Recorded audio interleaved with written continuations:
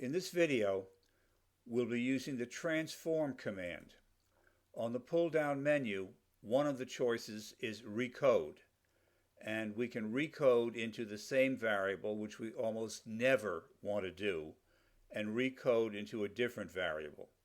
The reason we want to do this is because we want to save the original data, and we want to transform the data into a new variable so that we have both the original and the new data in the same file.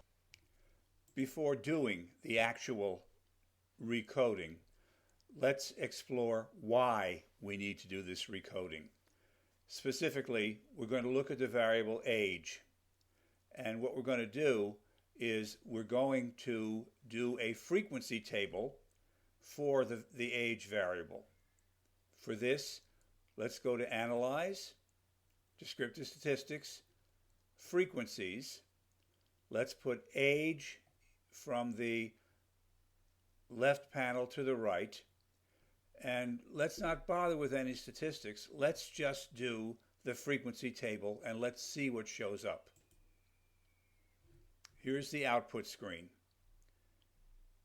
This table is simply too big for presentation in a formal paper.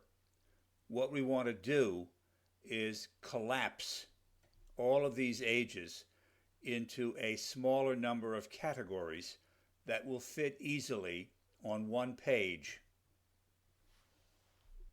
Before I get ahead of myself, let me explain this file.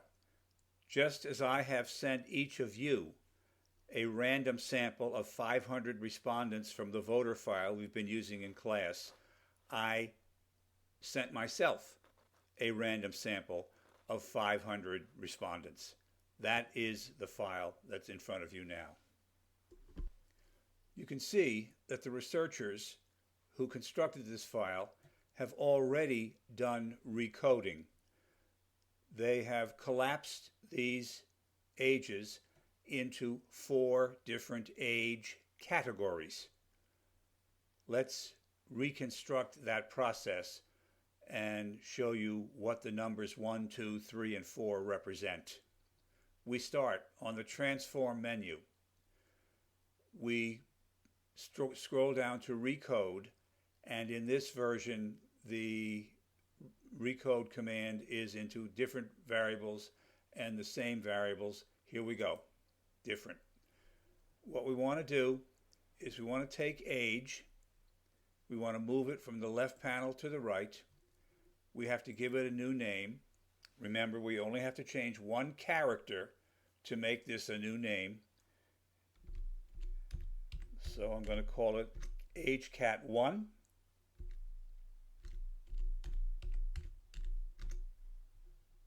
AgeCat1.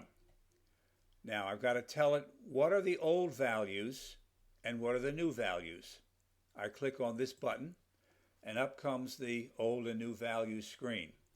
Now, we know from the previous exercise that the youngest person in this sample is 22.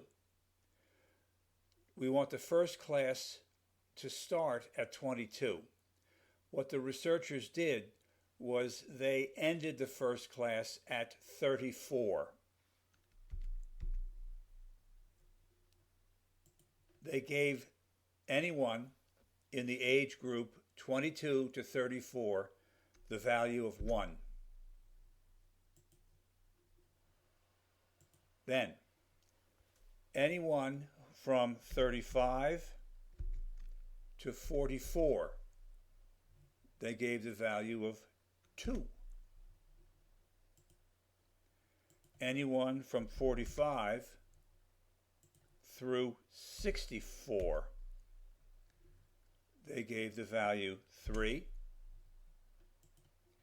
And finally, anybody who is 65 or older is given the value of 4. Now, before I go further, remember, these are mutually exclusive categories. That's an important consideration when you're doing this procedure. Now I'm going to continue. Okay, we've now told the program what variable to input, what variable to output, and we now want to tell it to make the change. So we click the change button and watch what happens here in this column. After I click OK. Here are the age categories which correspond to the age categories that the other researchers did. So now we have recoded the age variable into 4 age categories.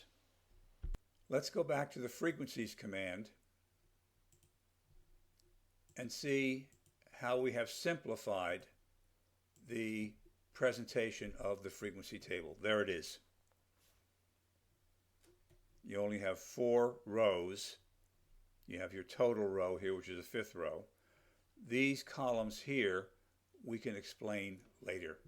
The point is right now that we have taken this rather unwieldy table of ages and transformed those data into a manageable set of categories. Okay, that's the recode into different variables example for the variable age. You'll notice the researchers did the same thing for education. They took the number of years of education respondents had and placed them also into categories. I believe in this case there are 5 categories starting at 0 and then going through 1, 2, 3, and 4. We won't go into this. We'll simply say that this is the comparable procedure for education as we've just done for age.